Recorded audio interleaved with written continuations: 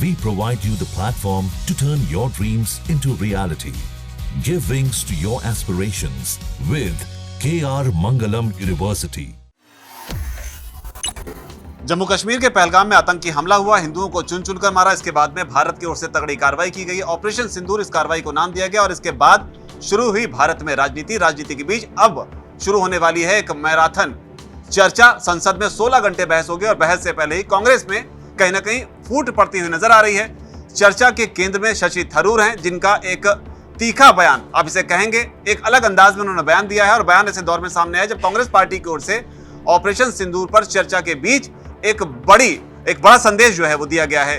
क्या कुछ कहा है शशि थरूर ने और किस तरह का संदेश दिया गया है, ये बताने से पहले आपको बता दें कि पी चिदम्बरम के बयान पर अब उनकी जो है सफाई आ गई है। उन्होंने यहां पर सफाई देते ये कह दिया है कि उनके बयान को तोड़ मरोड़ कर पेश किया गया। 30 सेकंड में रजत हमें पहले बताएंगे कि आखिर पी चिदम्बरम ने ऐसा क्या कहा था जिसकी सफाई उन्हें अब देनी पड़ी, और इसके बाद हम थरूर पर चलेंगे। चिदम्बरम ने एक इंटरव्यू दिया। इंटरव्यू में उन्होंने कहा कि क्या आतंकवादी पाकिस्तान से आए थे, एनआईए के पास इस बात के सबूत हैं कि नहीं हैं। उन्होंने सीधे तौर पर ये सवाल उठा दिया था कि आतंकवादी हो सके हमारे देश के ही हों। उन्होंने ये सवाल पूछ लिया कि भाई आतंकवादी पाकिस्तान से थे, इस बात के क्या हमारे पास पुख्ता सबूत हैं या नहीं। उनके इसी बयान के बाद से पूरी राजनीति शुरू हो गई। यूबीटी, शिवसेना यूबीटी की तरफ से भी बयान सामने आया। प्रियंका चतुर्वेदी ने कहा कि जब पूरी दुनिया को पता है टीआरएफ ने उस आतंकी हमले की जिम्मेदारी ली और सबको पता है टीआरएफ को कौन पालता पोसता है, पाकिस्तान पालता पोसता है, अमेरिका ने उसे बैन किया है। प्रियंका चतुर्वेदी ने यह भी कह दिया कि अभी यूएन द्वारा उसे बैन किया जाना बाकी है। तो एक तरीके से चिदम्बरम के बयान के बाद से सियासत गर्मा गई। भारतीय जनता पार्टी का हमला बोलना स्वाभाविक था, लेकिन इंडिया गठबंधन का एक अहम दल है शिवसेना यूबीटी और उसकी तरफ से ये बयान सामने आ जाना ये अपने आप में कहीं ना कहीं बड़ी बात थी। तो चिदम्बरम के इसी बयान के बाद से अब उनकी सफाई भी आई है। सफाई में उन्होंने ये कहा है कि उनके बयान को तोड़ मरोड़ कर पेश किया गया, उनके बयान को आधा अधूरा दिखाया गया। लेकिन जिस तरीके से उन्होंने सवाल उठाया था कि क्या आतंकवादी पाकिस्तान के थे, इस बात के सबूत हैं या नहीं, उन्होंने सबूत मांगा था और ये भी साथ में अंदेशा जताया था कि हो सके आतंकवादी घटनाओं को जिन लोगों ने अंजाम दिया था वो हमारे देश के हों। तो चिदम्बरम का वही बयान था और अब उस पर उन्होंने सफाई भी दी है। सफाई दी है और कहीं ना कहीं चिदम्बरम ने वही रोल प्ले करने की यहाँ पर कोशिश की है जो एक जमाने में जो कांग्रेस पार्टी के दिग्गज नेता हुआ करते थे मणिशंकर अय्यर। वो कभी भी किसी भी बड़े इवेंट से पहले कोई ना कोई ऐसा धमाका कर देते थे जिसकी कीमत जो है वो कांग्रेस पार्टी को चुकानी पड़ती थी। और कहीं ना कहीं चिदम्बरम ने भी वही धमाका किया और ये वही बयान उनका एक तरह का कहा जाएगा जैसा कि पाकिस्तान सुनना चाहता है। लेकिन अब वापस लौटते हैं शशि थरूर पर, एक ऐसा किरदार, एक ऐसा नाम जो हाल फिलहाल के दिनों में ऑपरेशन सिंदूर को लेकर सबसे ज्यादा एक्टिव रहा। भारत सरकार की ओर से उन्हें डेलीगेशन का हिस्सा बनाया गया। उन्होंने देश विदेश में जाकर भारत की बात रखी, लेकिन उनकी बात शायद कांग्रेस पार्टी को पसंद नहीं है। और इसीलिए ऑपरेशन सिंदूर पर चर्चा के दौरान जब पूरे देश को कहने का इंतजार था कि शशि थरूर इस मामले पर संसद में, देश की संसद में खड़े होकर क्या बोलेंगे, तो कांग्रेस पार्टी ने उनके नाम को ही उस लिस्ट से हटा दिया। और दिलचस्प बात यह है कि व्हिप जारी करने के बाद अब इसके क्या मायने निकाले जाए कि व्हिप जारी किया, नाम को भी हटा दिया और शशि थरूर का भी रिएक्शन आया है। हाँ, उन्होंने मौन व्रत 2 बार उन्होंने कहा है। जैसे वो पार्लियामेंट पहुंचे, रिपोर्टर उनके पास पहुंचते हैं, उन्होंने कहा कि आज बहस होनी है ऑपरेशन सिंदूर पर, क्या बोलना चाहेंगे आप। गाड़ी से निकलते ही वो चले गए। उन्होंने कहा मौन व्रत और मौन व्रत, 2 बार उन्होंने मौन व्रत बोला है। मौन व्रत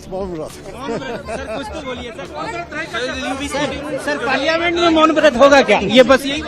इसका मतलब साफ है कि वो इस पूरे मसले पर मौन रहना चाहते हैं, क्योंकि उन्हें उम्मीद थी, उन्हें पहले से पता था कांग्रेस पार्टी के पास जब मौका आएगा कि सदन में शशि थरूर पार्टी का पक्ष रखें तो थरूर का नाम नहीं होगा।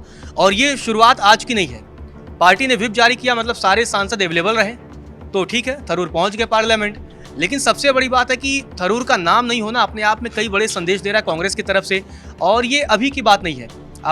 हमने देखा जब डेलीगेशन पे जाने की बात थी, जब सरकार ने कांग्रेस से नाम मांगे तो नाम में तब भी थरूर का नाम नहीं था, मनीष तिवारी का नाम नहीं था, और सरकार ने अपनी तरफ से डाला वो नाम, जो कि कांग्रेस की तरफ से जो नाम सुझाए गए थे तब भी थरूर का नाम नहीं था। मतलब ये जो लड़ाई और खींचतान चल रही है कांग्रेस और थरूर के बीच में, ये लंबे समय से चल रही है। और सियासी गलियारों में इस बात की भी चर्चा है कि थरूर वेट एंड वॉच की पॉलिसी पर काम कर रहे हैं। थरूर चाहते हैं कि कांग्रेस उनके खिलाफ कोई एक्शन ले।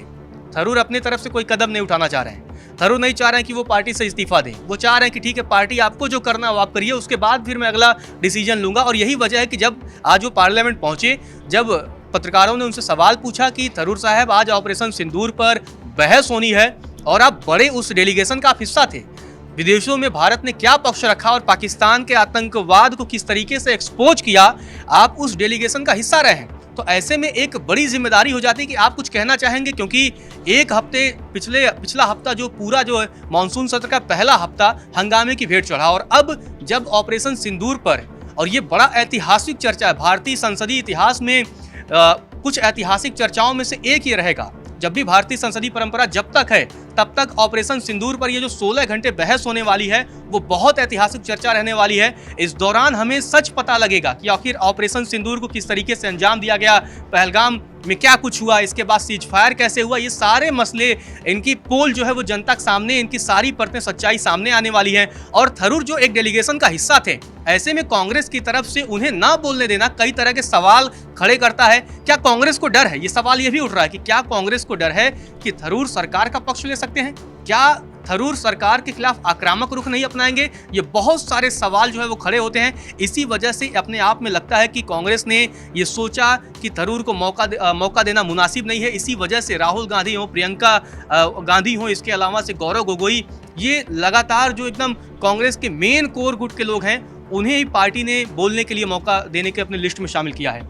तो दिलचस्प बात है, ये वही कांग्रेस पार्टी है जो लोकतंत्र की कई मौकों पर दोहाई देती रहती है, लेकिन आज जब इस पूरे ऑपरेशन के केंद्र में कहीं ना कहीं जितना ज्यादा सेना एक्टिव थी, उतना ही आप कह सकते हैं लमसम के डिप्लोमेटिक फ्रंट पर शशि थरूर भी एक्टिव थे। एक इसमें इंटरेस्टिंग बात और है। इंटरेस्टिंग बात यह है कि कांग्रेस के किसी अन्य सांसद के पास से ऑपरेशन सिंदूर के बारे में उतनी जानकारी नहीं होगी जितनी जानकारी थरूर के पास होगी, क्योंकि थरूर उस डेलीगेशन का हिस्सा थे, विदेशों में वो गए, तो जाहिर तौर पर सरकार के साथ ऑपरेशन सिंदूर के बाद क्या कुछ हुआ, बहुत सारी इंफॉर्मेशन थरूर के पास होगी।